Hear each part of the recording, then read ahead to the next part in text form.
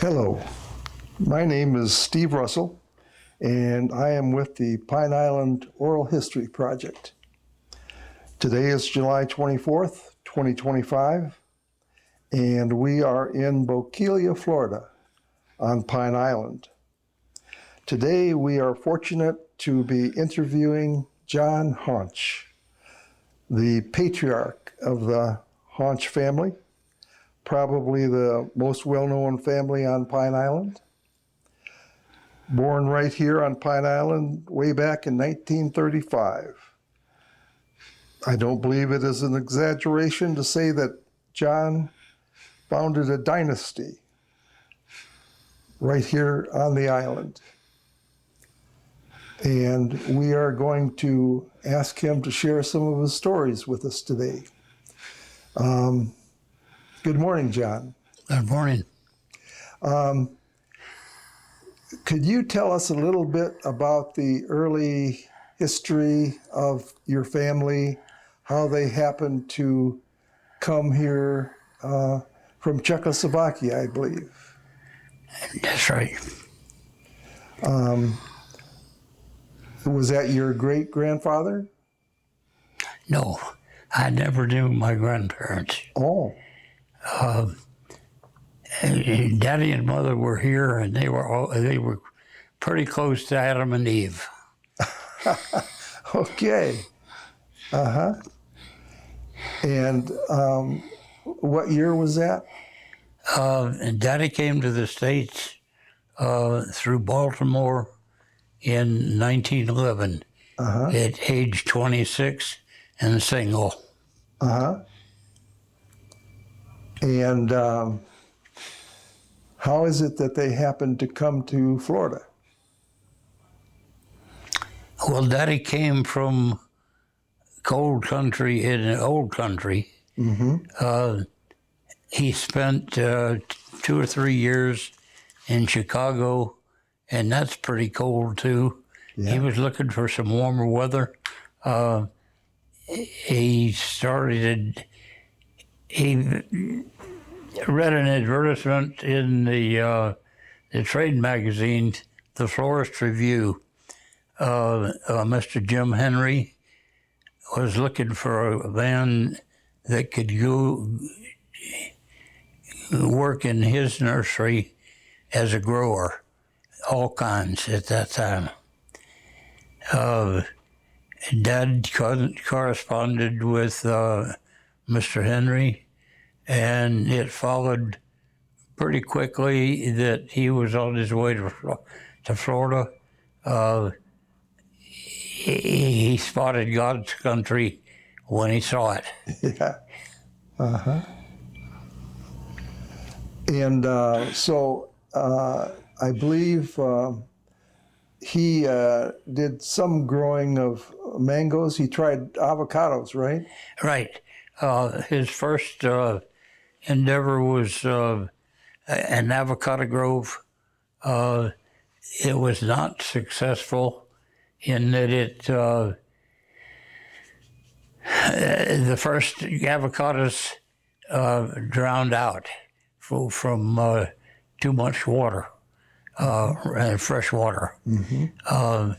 That swung him into mangoes, thinking that they might be a little more hardy. Those also mangoes they're a special breed. They are not, their production of edible fruit, you can't count on it, in my opinion. Mm-hmm. In that, Daddy provided, he knew of mangoes will not come true to seed in the building of mango trees. If you plant a mango seed, it's no telling what you're going to get. I've heard that. And it takes a lot of years to find out. At any rate, from the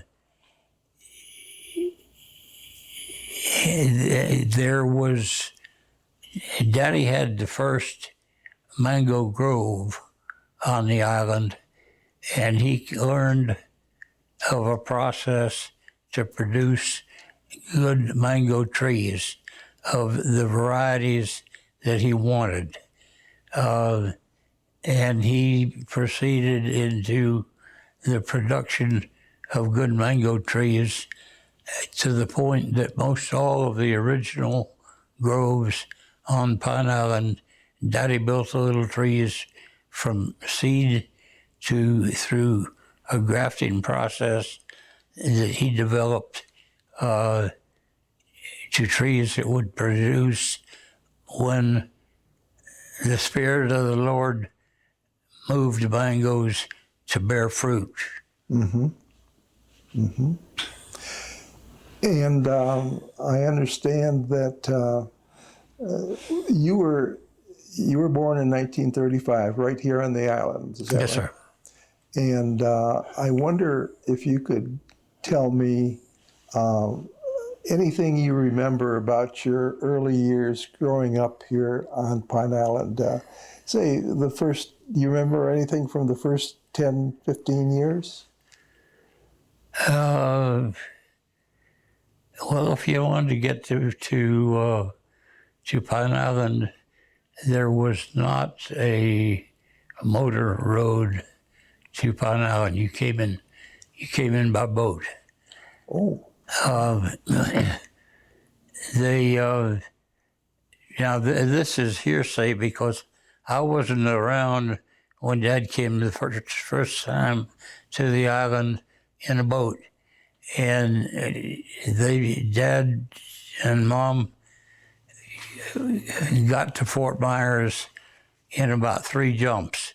There was with the Punta Gorda Fish Company ran a run boat to pick up the main product of Pine Island, which was a good old mullet.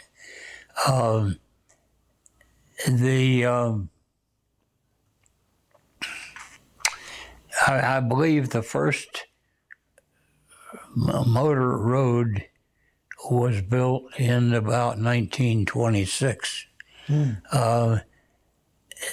with a bridge across Mount O'Shea Pass. I think the 28 storm took the first bridge out, and then it was another couple of years before they put it back together again. Our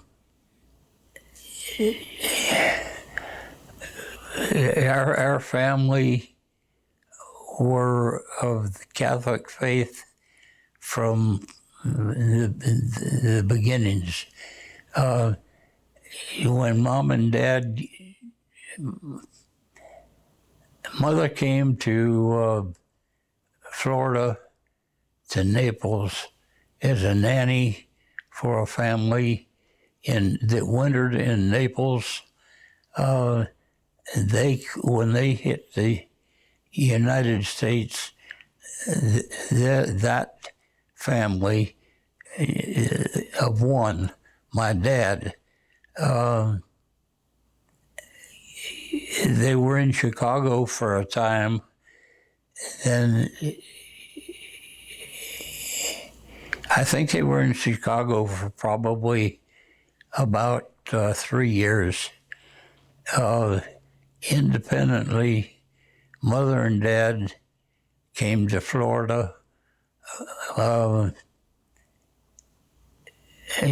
Daddy was employed by Jim Henry at that time as Everglades Nursery, and Mother was a nanny to the Miller children.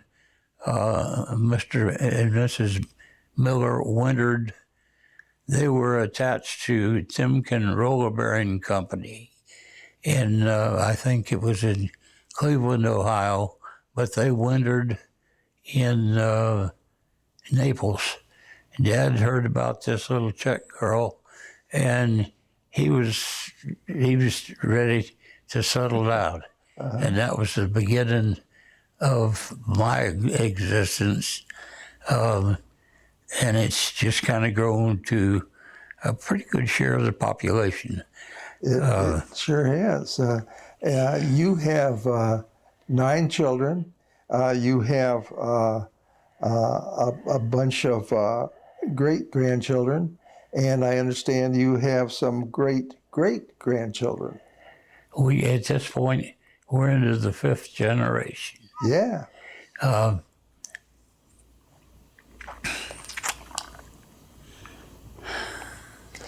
And so your early days on Pine Island, you say there was just a dirt road, and then they built the bridge, which washed out and then rebuilt.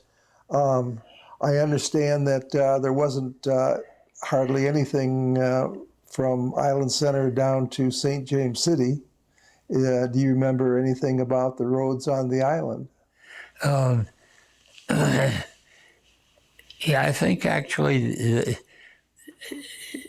there was somewhat of a road, if you want to call it that, the length of the island that is now Stringfellow Boulevard, because the county commissioner in the early years was Harry Stringfellow.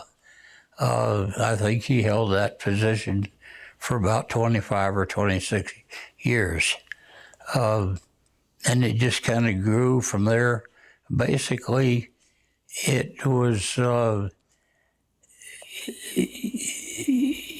if you were working the island, you were interested in fishing, which Daddy was not particularly.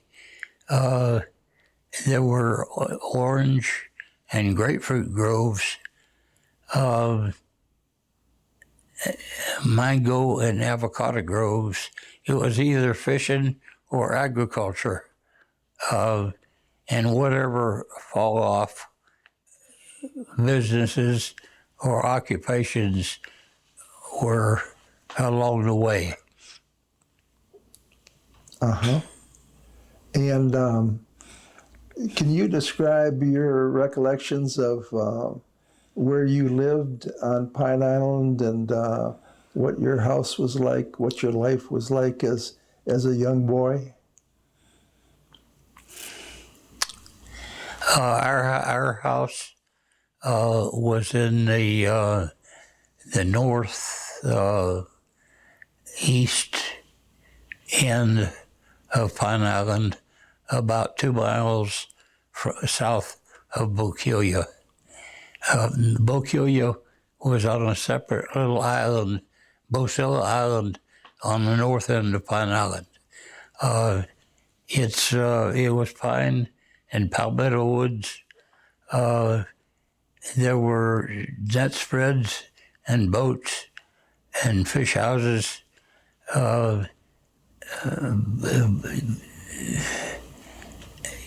It was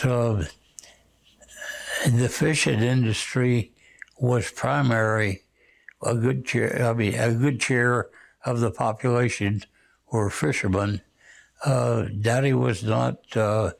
He was not inclined to go that route. He was a grower. His first thing was an avocado grove, which drowned out to fresh water. The second go round was a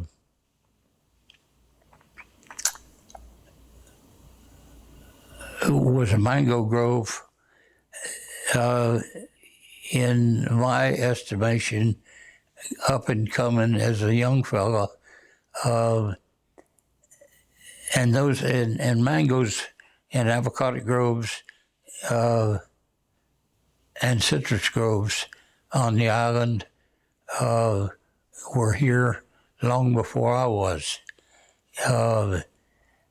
And any business or livelihood that touched on either fishing or agriculture, there was lumbering on the island because originally Pine Island it was really Pine Island.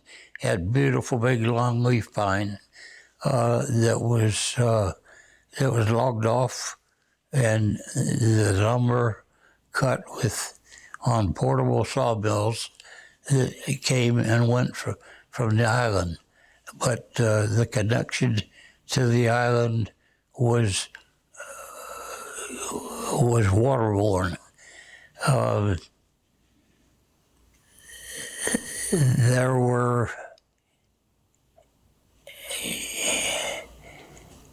Dad did not, his basic education in the old country was agriculture, specifically the wine industry, which was non-existent in this part of Florida.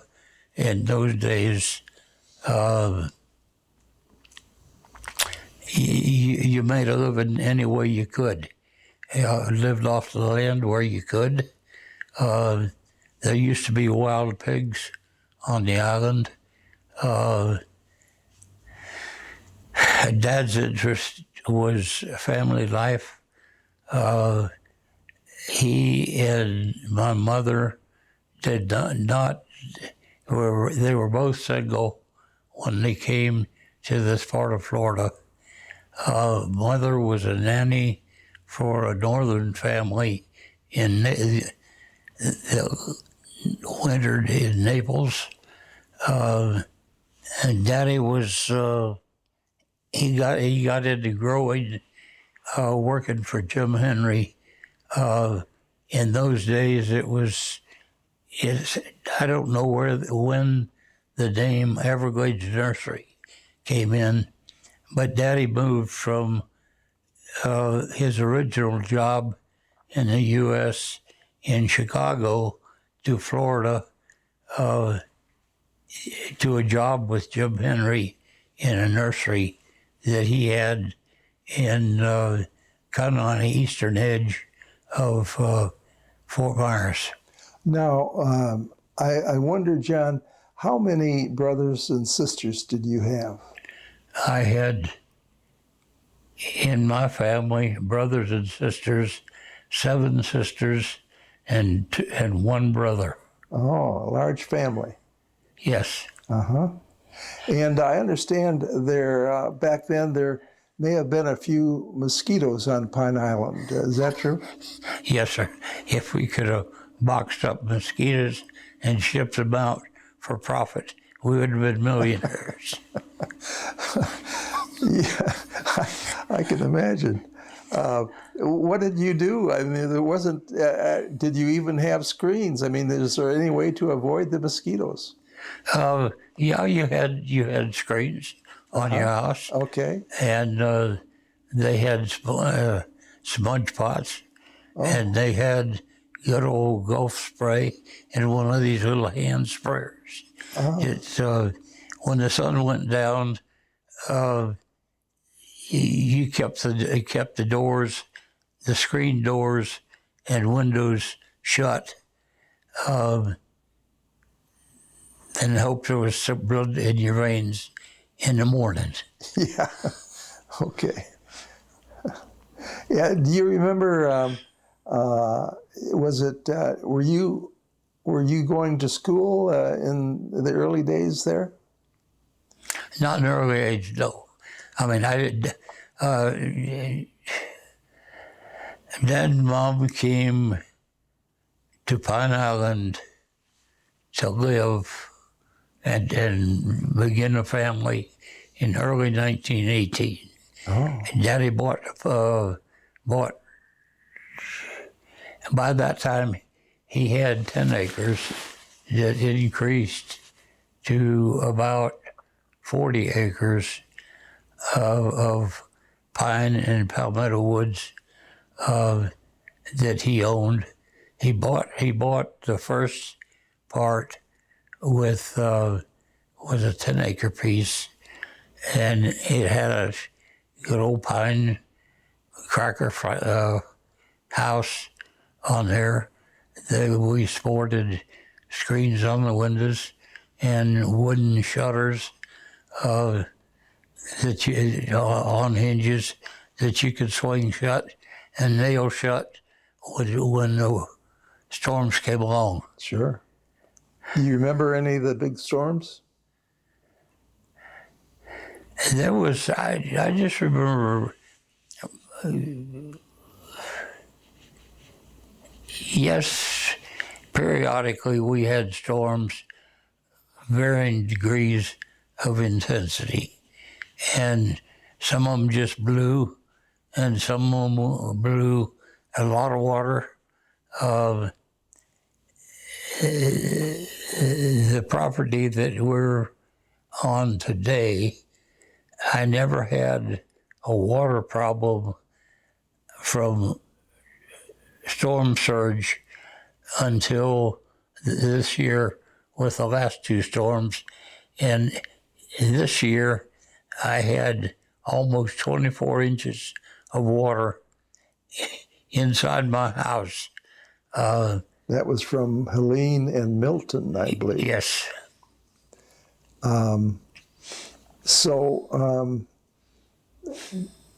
when you, say you're 6, 7, 8 years old, you just played out in the yard and that sort of thing? And did you explore the woods and the palmettos area, the area around here?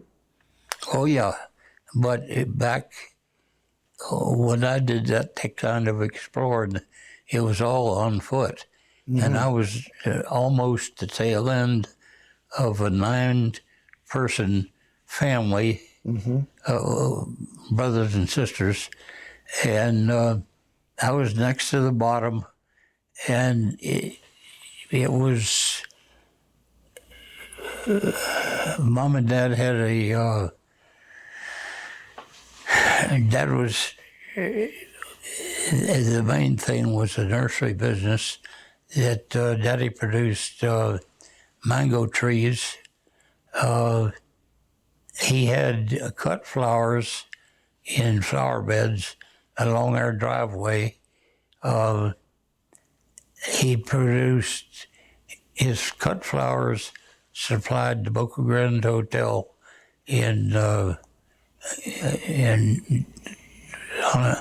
on Boca Grande Island. What kind of flowers were they?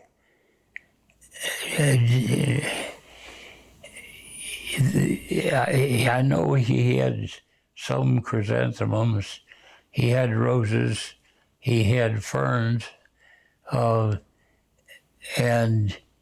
I mean, it was all ornamental. He took them down to Boquilla in a horse and wagon, and they had connections. The hotel had a boat that picked them up, picked up the cut flowers almost daily from the dock at Boquilla. Uh-huh. Well, did you, I've heard that in the early days on Pine Island, there were a lot of snakes, like rattlesnakes and so forth. Did you ever encounter any of those? Yes, there were a number of, and to me, to this day, if I see a rattlesnake, he's not going to make it through if I can help it. Right.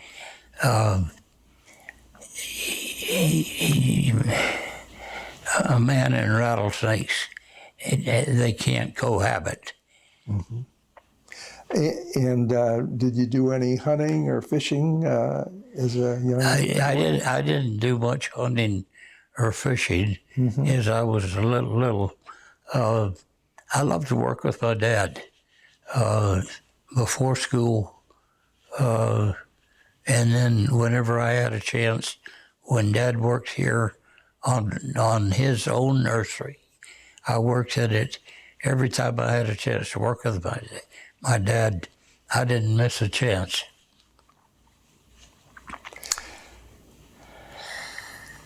And that sort of leads us into what you started doing as you became older. You you went into heavy equipment, I believe. Yes.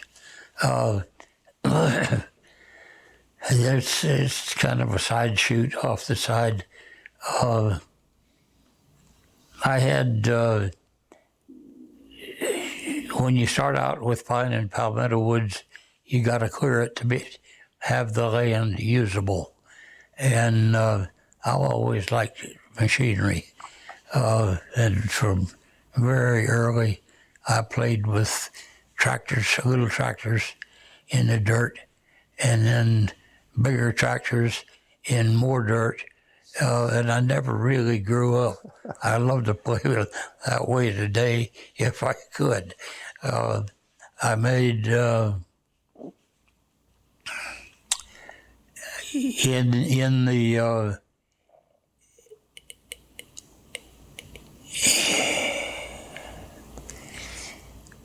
when my one brother got out of high school, the first go round was starting back up a nursery on the Isle of Deer. Dad had to get my sisters educated. They had grade schools on the island, but then the high schools were in Fort Myers, and that involved a school bus and transportation into that. And it was, it worked. Dad was pretty much of a diplomat. And when there was a bus that ran into Fort Myers for high school, Daddy did his politicking with the school board and the county commissioners so that they transported my brother and sisters into Fort Myers on the public school bus. We went to St. Francis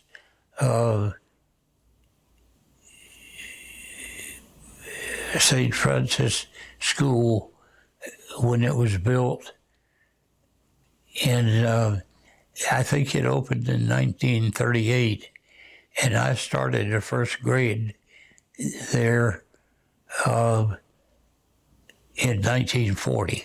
Mm-hmm. And I did 8 years in the St. Francis School. I did 1 year in the Fort Myers Junior High Public School, and then the last 3 years of high school was at St. Leo College Prep for boys in St. Leo, Florida, about 40 miles north of Tampa. That was a boarding school. And about that time was the Korean War got going good. My brother was of draft age. He was drafted. He did 2 years in the Army. He did not go overseas. They put him in. He spent most of his 2 years in Fort Benning, Georgia. He was a mortar instructor. But that kept him from getting shot up. He did not appreciate military service. I mean, it was just circumstances. But he served, and I've got a flag to tuck him in the ground with when we do, or we'll keep it as a family heirloom.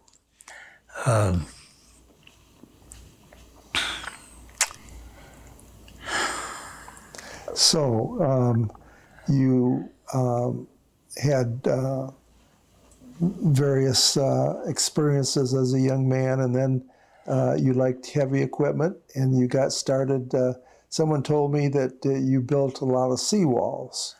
Yes, sir. We did. I had I had a little bulldozer and a little drag line on a, it was a truck crane. We had Ford tractors and dump trucks, and it was those were kind of an offshoot from the. You needed that kind of equipment to get your land cleared, to get you dirt in for potting soil. You needed the fringe benefit that you could use these machines to clear for other people also.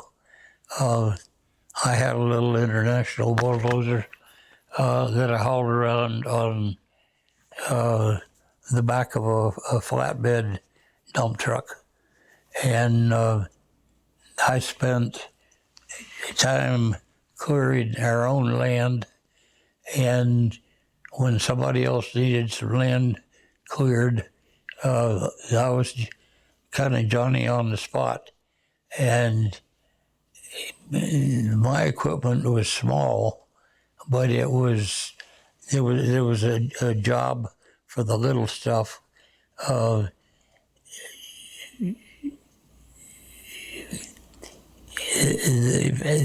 land was beginning to be developed in home sites, and there's palmettos and pine trees that got to come out, pushed up, stacked and burned in those days, and then spread the ashes back on the land, and the houses came after that.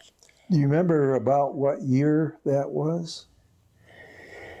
I got out of school in 1952, and I think in 1955 I had a little international bulldozer. I had a little Sergeant truck crane with a drag bucket. Had a Ford tractor with a front end loader on it. All these can be connected in the growing business, but it also provided cash from local jobs. I'd come by and say, "Hey, Johnny, I got a lot down there. I need it cleared. I want to build." And home base was right on this property. I could haul, and I worked primarily on pine islands. Spread out to a little farther into Lee County, and a little bit of work up in Charlotte County, not too much south in Collier, but it kind of grew to that. And how this seawalling start was with Frank Delabetta in Frank's Fish Camp down here in local Bocuya. I was on at the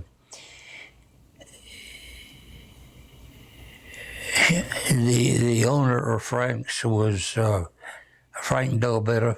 He had quite a bit of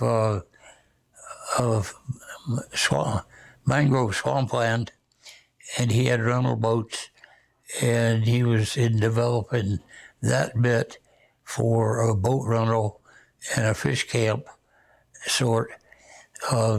He needed a seawall. He came over while I was potting down in the lath shed one day, and Frank came along and he says, "Johnny," he was from a bridge building company, a small company in New Jersey, and he and his brother, after the war, I don't really know how they came into the land that they had, but a boat basin was cut out of the mangrove swamp. And Frank had rental boats. He sold gasoline.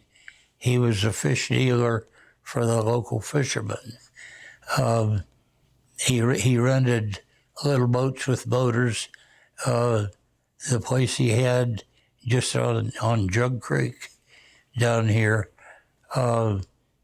if you had a boat on a trailer, he had a boat ramp. If you didn't have a boat, if you didn't have your own boat, you could rent a little boat with a comparatively little motor, at least by today's standards, and go fishing. Mm-hmm. And to tie up for your boats, you need docks and seawall, and you need to fill the swamp, because you can't very well drive through mangroves. You got to push them down. You got to put some dirt on top of them, and build it so that cars can come in for that part of the business. Frank said he recognized the equipment that I had was about everything you needed for seawalling. And Frank, I don't know how to build seawalls. He says, no problem, I'll help you. Because he was quite familiar with marine construction on a small scale. And with Frank's help, we built wood farms. We poured concrete slabs on his property. Picked them up with the crane, swung them into place, jetted them in, and a little bit of wall at a time. Oh. I think the first wall was about 100 feet. Frank was building, slowly developing his boat business, and like a little there's still a whole bunch of little marinas on the island. They've grown bigger, and as he made enough to build another piece of seawall, he would extend a little bit every year. And it went from that to seawall on other private land for folks that were wanting to build out here. And along with seawalling and the rest of the construction, we hauled fill dirt for the foundations of concrete block houses, and the business just grew. And so did you do mostly seawall construction and that sort of thing through most of your career, or did you do other things as well with heavy equipment? Yeah, I mean, actually, it's almost any job that came through the door, we'd have a go at it. And you can't build a seawall by yourself. So we kind of got friends that were waterborne people in the beginning, and they were looking for extra cash jobs, and then it got to be to full-time jobs when the island grew to the point that we just got stuff to do all the time. Mm-hmm. And at some point, you started a family, and a pretty good sized one, I believe. Yes, sir. Lil and I have 9 children. We were just the opposite of what my own family, my mother and daddy had 7 girls and 2 boys. We had 7 boys and 2 girls. We lost 2 boys on the way up, and natural attrition almost. One was a little guy, he drowned when he was 5 years old. And another one we lost at about 20 years in an auto accident. And I won't say it was normal procedure, but a lot of Pine Island boys didn't live to maturity. But it's all been good. And I believe that basically all of your sons have gone into the family business. Yes. How did that come about? How did you work that? Well, there was a lot of good hard work and a lot of help from the good Lord. The boys started, when the kids came along, John was the first one, and he was on a Ford tractor when he was so little that he operated a Ford tractor for grading, sitting on top of it in about the middle of the tractor. And the clutch is on one side and the brake pedals are on the other side.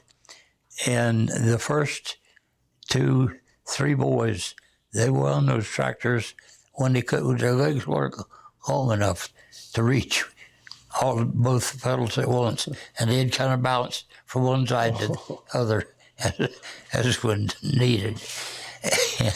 And we got some real good operators.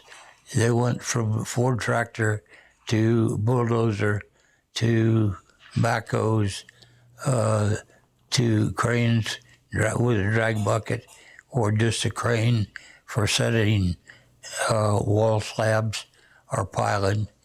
And so one time it was I think all the kids grew up working in the business. I mean, from when they were this big on up. Child labor laws, the only way you can raise them and make them operators. And it was not an intentional thing, but it was just, they see machinery, they want to go try it out. Just like their dad. That's what it amounted to, yeah. And it's been good. We were all together in business at one time. And when our first one, John Jr., came along when he was about a year and a half out of school, he says, "Dad, let me run your business." Fine. I mean, he knew it from the ground up. He could do way better with writing and handling people and keeping records and all that good stuff. And I said, "Sure, I'll be with you all the way." And the kids all came in.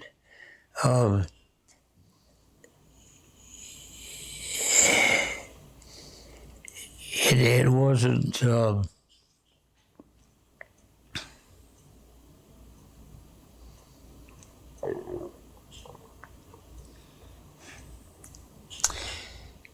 It seemed like the all of the kids were industrious little rascals, and they were capable. And they didn't play around. I mean, they made working. It was just, I don't know whether it was always good for them or how they look at it. But as they came up, they came in and went to work until they found better things, or there were other attractions that took them out. But they were all in it together. But trying to, of course, labor laws are something that we're out here in the boondocks. You didn't have to worry about that. I mean, you kids. I had Alan. Alan was number 5, and the one we lost. He used to go on the job with me before school, before he went to school.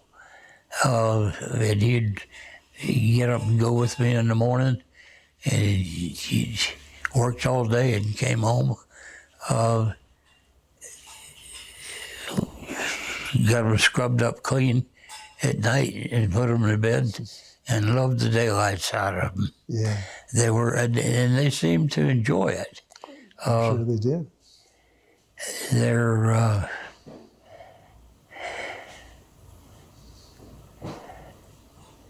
it's been good, and then it got so big that it was hard to manage. And I was willing for John to do the management at 18 and a half years old. Oh. And he did a wonderful job, and it made my life so much easier. Sure. Because I really don't like paperwork. I got into trouble a couple of times when in the beginning with seawalling, a guy'd come along, Johnny, come build me a seawall. Okay, that's fine. And we'd shake hands on the deal. We didn't bother with permits. I mean, permits were non-existent. Mm-hmm. But then as things grew, I'm not going to... Permitting got to be troublesome because at the county level, we got along good with them.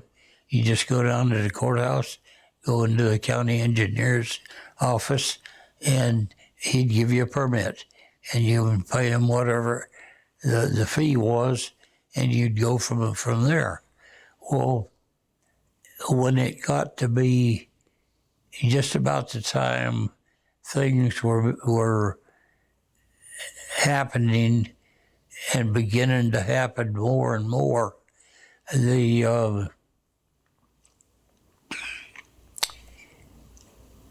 Corps of Engineers, the Army Corps of Engineers, got involved, and they said, well, you've got to have a permit for this. They had no setup to issue permits. And that left us hanging because we had about 5 children already, and that was my groceries and living for my family. And I had been working this way, and I was not going to stop. My family has always been first.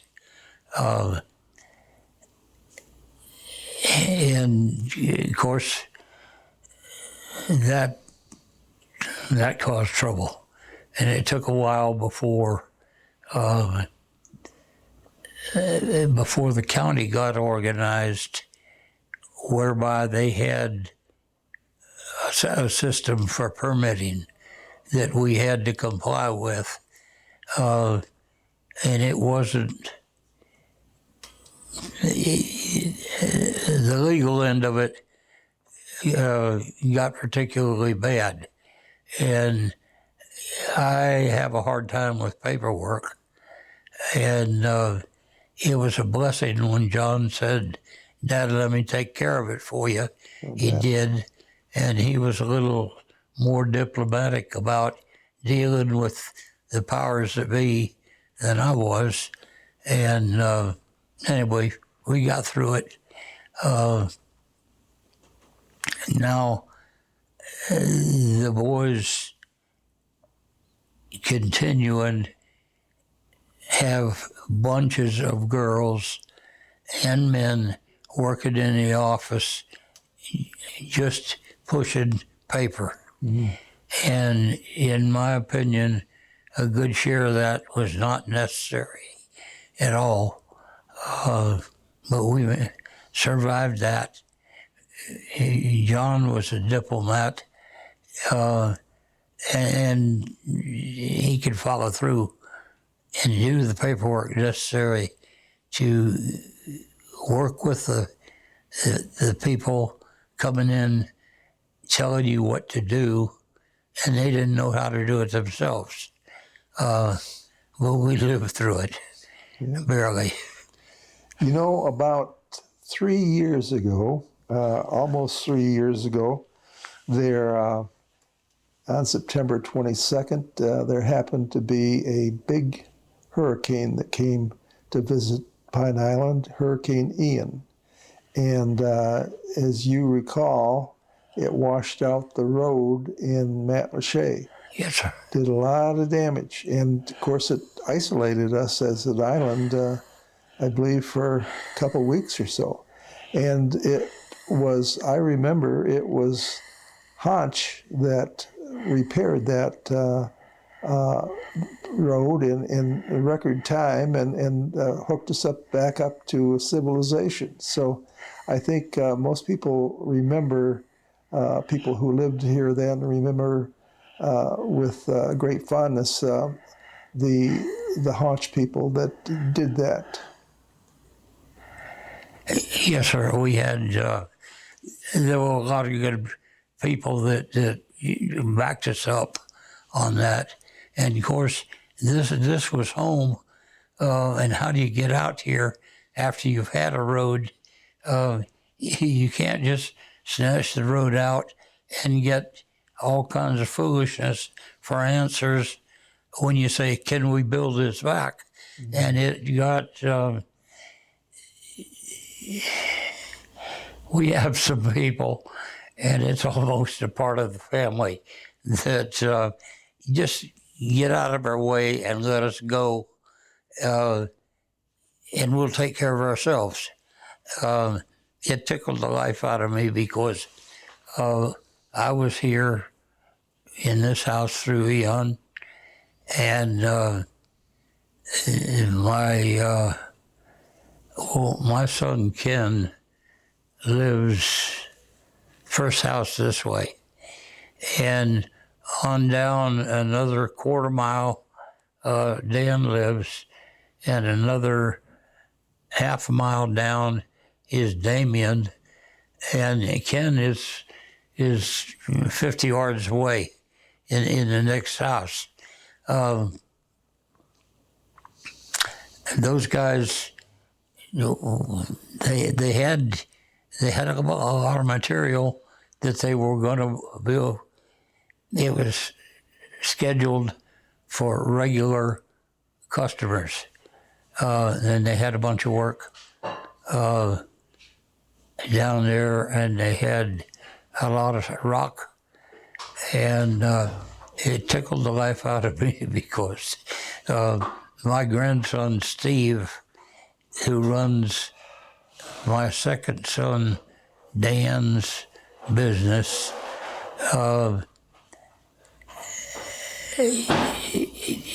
telling him, speaking with Governor DeSantis, if you're not going to build that road, we're going to build it. And they proceeded to go from there. Yeah. And Pine Islanders, they're a different kind of people. They're independent, and they'll get the job done. Just get out of our way. Anyway, Steve's crew, or Dan's crew, Stephen is Dan's son, and he's running Honc Industries, and he's full of spice and vinegar, and in no uncertain terms, well, if you're not going to say do that, we're going to build it. And the trucks rolled the next morning. Right. And they got it. They got the gap plugged. Can you think of some of your best memories of Pine Island that you'd care to share with us before we wrap it up? Just what is it about Pine Island that you enjoyed most during your life?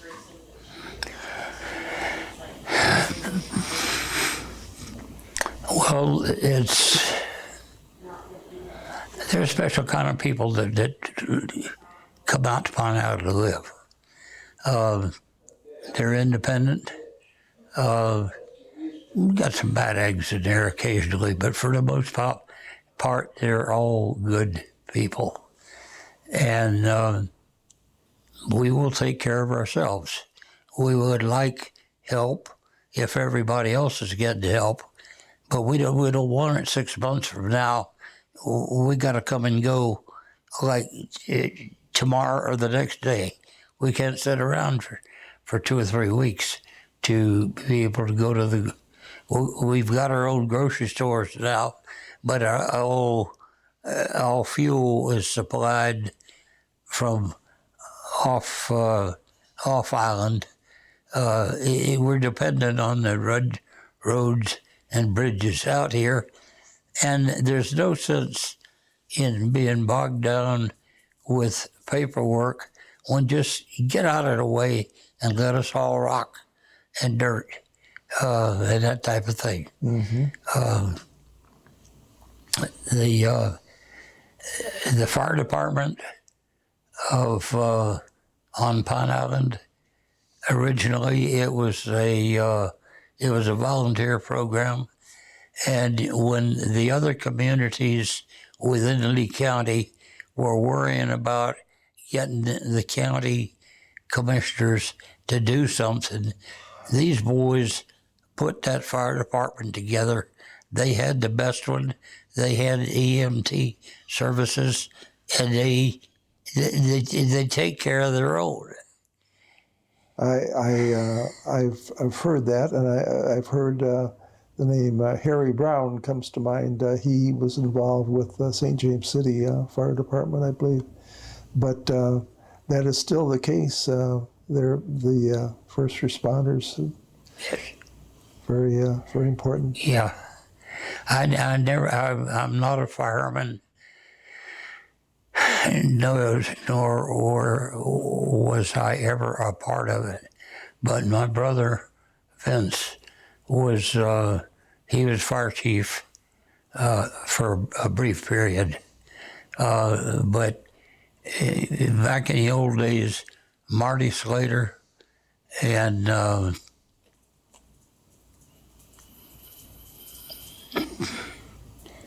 Dale Judlick was their mechanic. They built their own fire trucks, and they put it all together, and they took care of the place. That's right. Well, I think with that we will wrap it up. It's been almost an hour, and I can't thank you enough, Mr. Honc, for sitting here with us and sharing these stories. I think it'll be important in time for people to be able to look back on these things. And it was a real honor interviewing a pioneer like yourself. Thank you, Thank you, sir. Thank you so much.